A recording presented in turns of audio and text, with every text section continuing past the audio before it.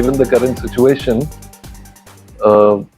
what advice do you have for people at large, rather employed people who are salaried? How should they conserve or preserve their finances during this crisis? What should be their strategy?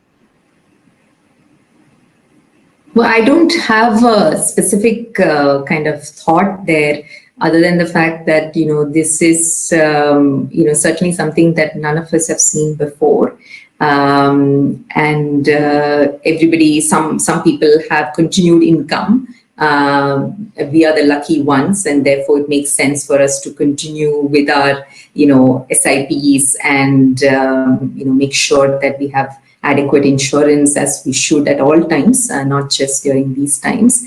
I think the harder challenge is, of course, for people for whom income has disappeared, and this is really when they are dipping into their nest egg. And this is a reminder of, I think, the personal finance advice that we all kind of keep hearing, to say we have to build a bit of a nest egg. So typically 6 to 8 months of expenses for any kind of emergency, right? In this case, it happens to be an event of this nature, but it could also be a loss of job. It could be an unexpected life development.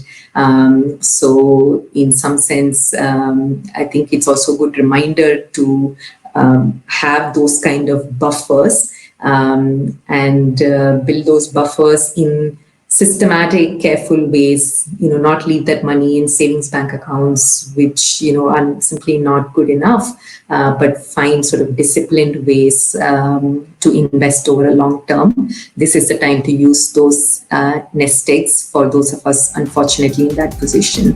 But beyond that, I really don't have any sort of generic advice.